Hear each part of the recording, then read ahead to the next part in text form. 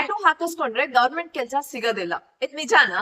Recent ಆಗಿ Delhi high court ಕೊಟ್ಟಂತ judgment SSC and others versus Deepak Yadav ಕೇಸಲ್ಲಿ. ದೀಪಕ್ ಯಾದವ್ ಡೆಲ್ಲಿ ಪೊಲೀಸ್ ಎಕ್ಸಾಮ್ ಗೆ ಅಪಿಯರ್ ಆಗಿ ಅವರು ಎಕ್ಸಾಮ್ ಸೆಲೆಕ್ಟ್ ಸಹ ಆಗ್ತಾರೆ. ಬಟ್ ನಂತರ ಮೆಡಿಕಲ್ ಎಕ್ಸಾಮಿನೇಷನ್ ಅಲ್ಲಿ ಅವರ ಕೈ ಮೇಲಿದ್ದಂತ ಒಂದು ಟ್ಯಾಟೂ ಇಂದ ಅವರನ್ನ ರಿಜೆಕ್ಟ್ ಮಾಡ್ಲಾರತ್ತೆ. ಬಟ್ ದೆನ್ ಅವ್ರು ಸ್ವಲ್ಪ ಟೈಮ್ ಅನ್ನ ಸೀಕ್ ಮಾಡ್ತಾರೆ. ಆ ಟ್ಯಾಟೂನ ಅವರು ಸರ್ಜರಿ ಮುಖಾಂತರ ಎರೇಸ್ ಮಾಡಿಸ್ಕೊಳ್ತಾರೆ. ಆದ್ರೂ ಸಹ ಅವರಿಗೆ ಡೆಲ್ಲಿ ಪೊಲೀಸ್ ಎಕ್ಸಾಮ್ ನ ಈ ಸೆಲೆಕ್ಷನ್ ಅನ್ನ ಕ್ಯಾನ್ಸಲ್ ಮಾಡ್ತಾರೆ. ಬಿಕಾಸ್ ಅವರ ಟ್ಯಾಟೂನ ಸ್ಕಾರ್ ಇನ್ನು ಉಳ್ಕೊಂಡಿತ್ತು ಅಂತ. ಡೆಲ್ಲಿ ಹೈಕೋರ್ಟ್ ಇದನ್ನ ಹ್ಯುಮ್ಯಾನಿಟೇರಿಯನ್ ಗ್ರೌಂಡ್ಸ್ ಮೇಲೆ ಡಿಸೈಡ್ ಮಾಡುತ್ತೆ. ದಟ್ ಸ್ಕಾರ್ ಅನ್ನೋದು ಯಾವುದೇ ಸರ್ಜರಿಯಿಂದ ಆಗಿರಬಹುದು ಅಥವಾ ನ್ಯಾಚುರಲ್ ಆಗಿನೂ ಸಹ ಬರುತ್ತೆ. ಬಟ್ ಈ ಕೇಸಲ್ಲಿ ಟ್ಯಾಟೂ ಇರೇಸ್ ಮಾಡಿಸಿದ ನಂತರ ಉಳ್ಕೊಂಡಿರುವಂತ ಸ್ಕಾರ್ಸ್ ಆದ ಕಾರಣ ಅದಕ್ಕೆ ಏನು ಮಾಡೋದಕ್ಕಾಗದೆ.